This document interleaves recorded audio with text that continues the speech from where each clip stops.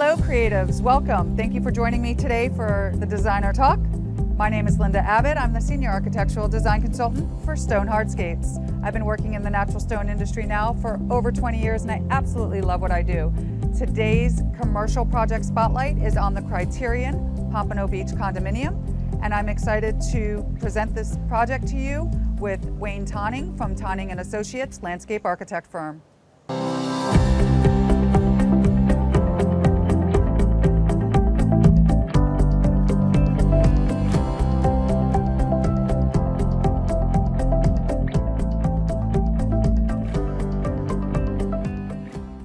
So we're here today with Wayne Tonning from Tonning & Associates. Thank you for joining me today. I greatly appreciate you being here and taking the time to do so. We're at this beautiful project, Elevated Elegance by the Sea, right? It truly is. It's a beautiful condominium on the ocean, and we did a full transformation. I know this condo has been here since about 1983, so it was due for an update. Much needed update. For sure. And Wayne, I'd love for you to tell everybody a little bit about yourself. Thank you. My name is Wayne Tonning. I'm a licensed landscape architect in the state of Florida for 20 plus years. My firm focuses on residential, commercial, multifamily, and then there's a small component for government work such as FDOT. For this particular project for the Criterion, I was brought in 4 years ago to look at their overall plan for hardscape, landscape, irrigation, and landscape lighting for the new residents. So Wayne, I'd like to talk to you about the emotional and aesthetic impact of natural stone and how it affected the communal space and what the condo board was looking for when they came to you and said, we want to do this renovation. When I first met with the board, fortunately it was a smaller size board, design board. It was about 4 or 5 people to meet with. And they were fairly in concert with the end result, but they weren't sure what product they wanted to use or what design they wanted. I presented them with some conceptual designs, and I also did some boards so that they could see different types of material. And the first thing they honed in on was the warmth and the feel of actual natural stone. And we started exploring that because of not only the aesthetics, but I kept hearing words contemporary, I kept hearing words such as warmth, communal space, things that would be welcoming for visitors and for residents that are here, even if the residents were here part-time.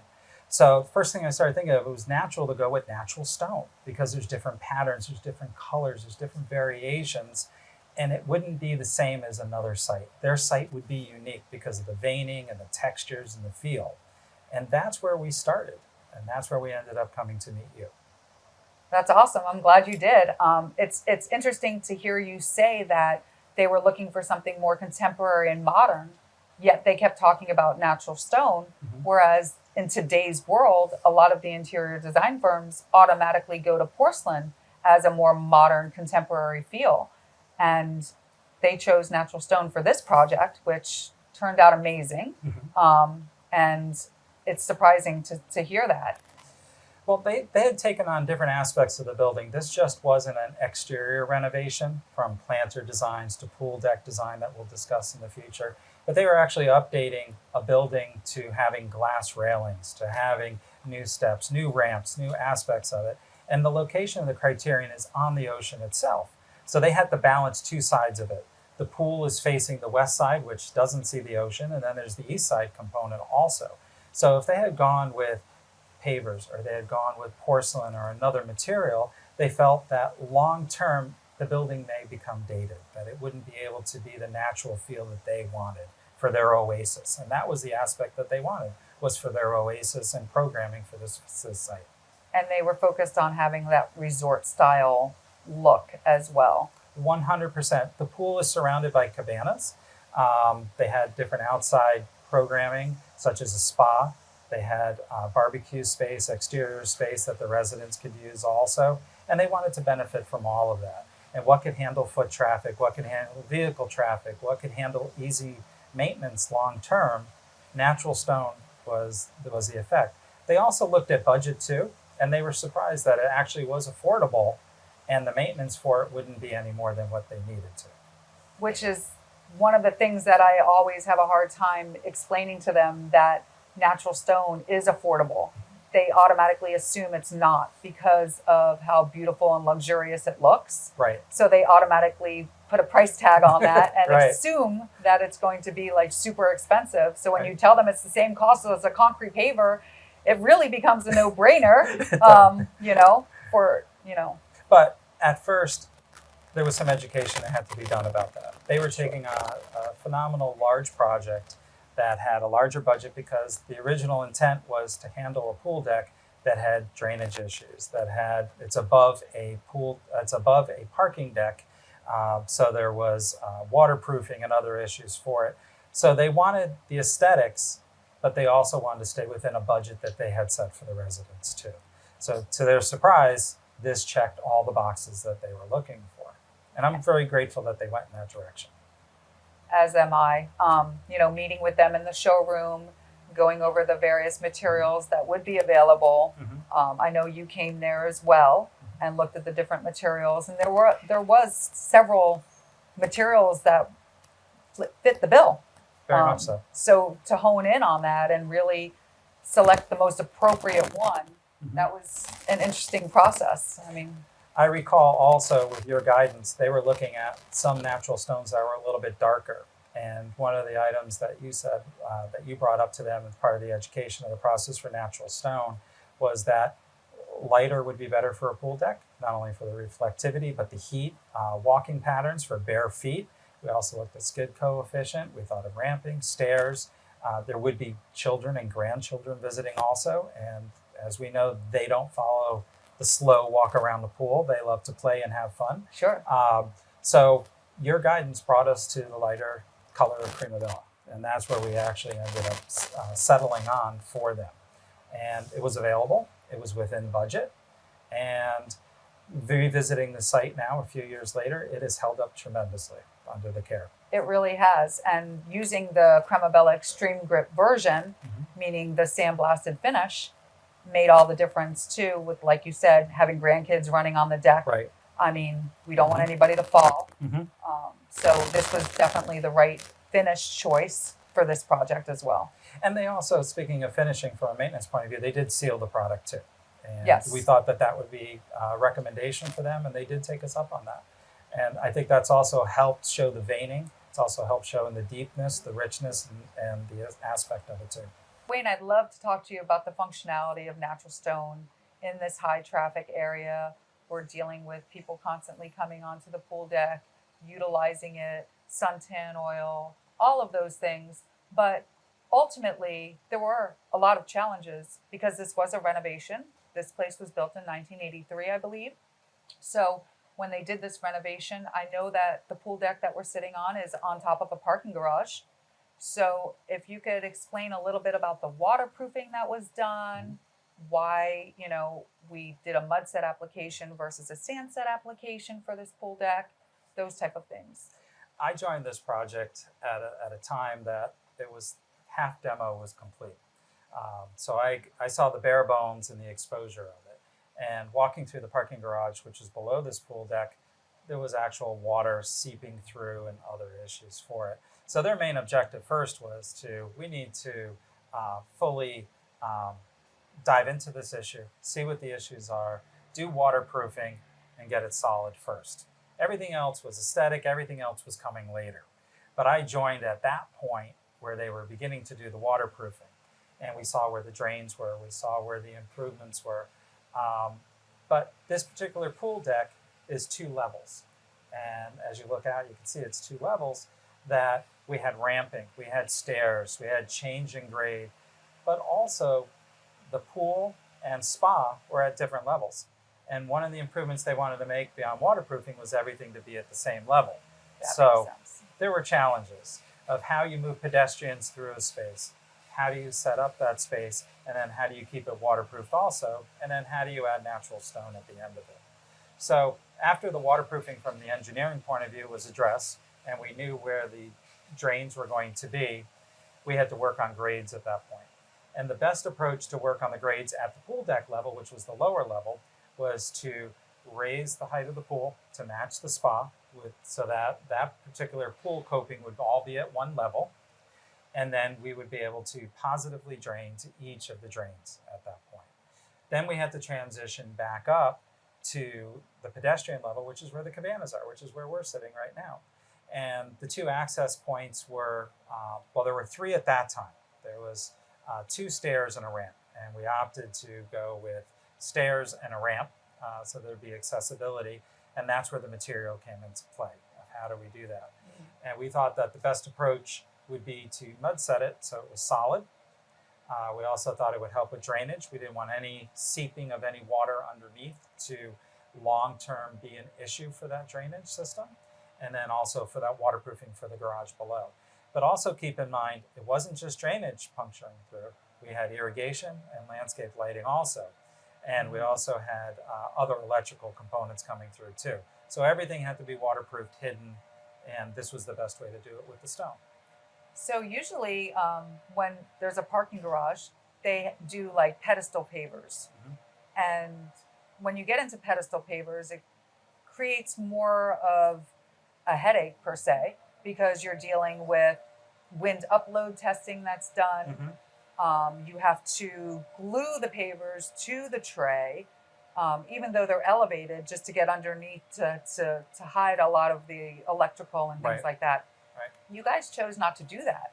And you did a mud set directly to the deck. Does that affect waterproofing at all?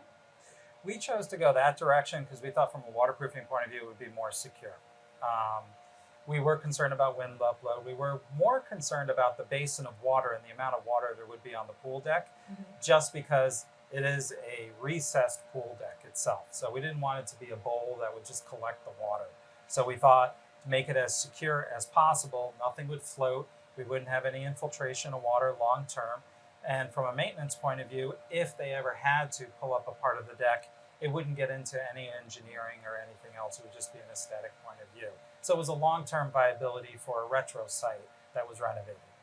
And I noticed using the drains and the way that the decking was pitched, and then also using the ashlar pattern for the pattern of the pavers themselves, made it easy and easier to pitch towards those drains, where you didn't have to have odd cuts and things like that. Whereas when you're using like a larger paver format, you would have to cut to do the pitching to the drains. Correct. And it doesn't leave very nice, clean lines, so to speak. So using the ashlar pattern creates a really nice overall look and a clean look to the deck without having those strange cuts. And that was a great recommendation that came from you, was to use that pattern, because the deck itself is rectilinear, the pool is rectilinear, so there's no curvature side of anything. But as you brought up, with the difference of the ramps, the stairs, and the drainage, you thought this pattern would just fade and become beautiful in the environment, and it would hide some of those directions and flows that we were trying to do. So going with your recommendation, it was very successful out here for that, with that pattern. Thank you. It's my pleasure to assist with that. That's what I'm here for, so that's awesome. And we've had this crazy day today. It's beautifully sunny outside, and it's raining at the same time. So it's like, I'm sure there's rainbows out there somewhere. We just can't see at the moment. But so when it comes to the functional requirements, like we were discussing, you know, there's certain things that would be beneficial using natural stone. And one of the things is being barefoot on the pool deck and not having to worry about, you know, whether it's little kids or pets or older people, it doesn't matter. You know, being able to walk barefoot is a huge factor, right? That the condo association like was geared towards making sure that they were comfortable. Yes, very much so. It was a benefit to them. It was a priority for them. I won't even say a benefit. It was a priority. Then it became a benefit to use the stone, because the design of this deck is that there's cabanas on an upper level and a pool deck one level below. So there's stairs and ramps, and there's always going to be a pedestrian connection between the two levels. So being barefoot friendly from a skid coefficient point of view, from a heat resistant, because many of the residents are here primarily during the winter months, even though it's still warm. There is a summer component of visiting, and there's a summer component that a certain percentage of the building is here year round, and it gets very hot in South Florida. So it would be beautiful to look at a pool from afar, but you can't get to it because it's too hot. That would not be a benefit. So being able to have a pedestrian access for all feet was definitely a benefit for it. And skid coefficient as it rains or doesn't rain at different times of the year is also something else to look at too. And I know we had to present the testing papers for the stone to make sure that it did indeed pass the coefficient of friction testing. Correct. And it did. Mm-hmm. But one of the other components that came about was the coping and how we had to get some load testing done on that. Correct. And the load testing on the for the coping was not only just for pedestrian friendly, but just because of the weight itself on an existing pool and on a pool deck that was waterproofed above a parking deck. So it was almost like a layered effect for all of it. And it had to meet all the standards. And then that particular pool coping had to blend seamlessly in with the ashlar pattern of the stone itself too. And it had to look like it was continuous throughout. And I think that was achieved. Yeah, it was. You did a great job with that. The drainage is working amazing Mm-hmm. on this day of sun and rain. You can see that the drains are pitched just fine and the water's going in it perfectly. And we're Yes. having no issues across the deck. It's Mm-hmm. been here a couple of years now and there's no like serious standing water. Correct. Maintenance seems easy. I saw the guys here this morning. They were kind of sweeping and, using a little bit of water and bleach if needed to get things off the deck. As far as staining, super easy to maintain. Right. I haven't seen any issues with staining over the last couple of seasons. My understanding is the pool is getting regular heavy use, not only from the visitors, but also from the families that live here also year round. Mm-hmm. And then also thinking about the storms and thinking about the beach is on the other side of the building. So there's a sand component. There's the wind that comes through, also the erosion factors. But it has handled every event thrown at it, and it's been very successful and fine. And that's the beauty of natural stone right there. The fact that it is certainly timeless Mm-hmm. and will last hundreds of years, just like the monuments in Washington, D.C. Yes. and how they've been there forever, Right. right? It's going to be the same thing for them. So they're not going to have to worry about renovating anytime soon by any means, Mm-hmm. and it'll last forever.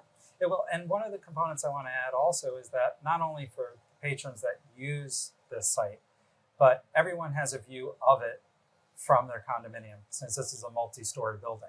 So the look and the aesthetics from above, not only with the functionality at the ground level, were important to balance both of those. Because it looks beautiful when you look out over your balcony and see this beautiful deck. Right. We also used natural stone on the top of the planter walls also as a continuing agent too. We wanted some continuity of design. We wanted some continuity of materials. Right. And it could be something that pedestrian can also casually sit on or Mm-hmm. lean against also, and that it would be able to handle that too. So there's additional seating from a casual point of view on the pool deck too. And again, not burning yourself. Not burning at the same yourself, time. your legs, or any other parts while you're sitting there. That's amazing. And then also the barbecue area had some natural stone ledger panels that were put there, Yes, it did. and that pulled together with the planter walls in the front entry where Mm-hmm. you created a nice little landscape focal point. Yes. And I thought that continuity, also the repetition of designs in different areas to create that outdoor room, that there would be a continuity of design from the vehicle use area to the pedestrian area, straight to the active pool deck area also. Because this is an active pool deck and also a passive pool deck. The cabanas are more passive and viewing, and I think from above also looking down is passive, but then there's an active component too, where people like to enjoy swim and from a leisure point of view or from the exercise point of view too. So designing in dialogue with the ocean, that was like a huge thing, and making natural stone the narrative for this project. Being on the ocean, they wanted to bring in a lot of the blues. Like blues was the theme, to bring the ocean to the front of where this pool deck actually lies. Mm-hmm. We selected the waterline tile. It was in the blue family. Right. They brought in furniture and umbrellas and things like that. That all was in the blue family as well. So they really tried to bring the exterior part of the building, Mm-hmm. which had the ocean, Mm-hmm. to the front of the building and carrying that theme. So really the ocean was the precedent of creating this palette, so to speak, using Crema Bella Extreme Grip on this pool deck. It all pulled together really nicely. It had, the Crema Bella, the colors in Crema Bella. It's nice. It's a light, creamy color. It emulates the sand a little bit, like a white sand almost, like the ocean. I know that it really transformed the space and brought the ocean forward, so to speak. The ocean was a dominant feature that couldn't be ignored. It's a benefit of this building that they weren't capitalizing on. And what I mean by that is that with their railings and views, they were really looking to change the glass railings so that they were unobstructed views. They have a dune that's behind, a grass dune, a natural grass dune that's between them and the ocean. They wanted to transition to the rear of the building by using a silver travertine material for a deck back there, then a pedestrian access around the side of the building to the pool deck itself, where the landscape itself would be based on the palette of Crema Bella and the silver tones of the other paver, the silver travertine, was that the landscape would be the greens and then the yellows and the pops of the crotons and the other aspects that you see behind us that play off of that palette itself. But what they wanted to do was to modernize, and I say they meaning the board, was to bring, as you said, that sand feature in so that you're walking on different surfaces, but in your mind, you're still walking in sand, you're still walking on a natural area. It was all meant to be an outdoor space. It was all meant to be a transition space from the ocean to the pool, because the pool is on one side. So you have water competing on the east building and on the west side of the building, but you want to connect each of those because they're different outdoor spaces for what you need. And it really created a very organic feel. Yes. That organic composition from the landscaping and the greens mixed with the natural stone. Like, you can't get any more outdoor environment, like that coastal feel, that vibe. Like, it really pulled together really nicely. And it was the improvement that was needed for continuity. And there had to be that transparency from one side of the building to the other with the continuity. And that was lacking. There was different materials. There was three to four different materials that were used prior during the demo phase. And it felt like separate rooms, and it felt disjuncted or dysfunctional. Yeah. It didn't flow. And what we wanted it to be effortlessly flow for where you need to From go. one space to the And other. I think now the pavers, if you're here and new to the building, I think it'll lead you from one side to the other. Naturally, the ocean is where it is, but you naturally know where to go. And I think it's warming, and I think it's inviting, and I think it guides you too. And I loved how everything turned out. And I wanted to say thank you so much for joining me today. This designer talk was definitely special. This transformation, this renovation that was done really spoke to me a lot, just because we really did a transition. I mean, and I think everybody's really happy with it. So I appreciate you being here, taking the time, and spending the afternoon, albeit raining but sunny out there. It was a great day. Thank you for the invitation, and thank you for the opportunity to collaborate with you on such a successful project here. And I look forward to collaborating with you on future projects. Thank you. I look forward to it as well. Thank you, creators, for joining me for today's Designer Talk with Wayne Tonning from Tonning & Associates about the incredible transformation that was done at the Criterion Pompano Beach condominium. Until next time, stay creative, stay healthy, and I look forward to seeing you again soon.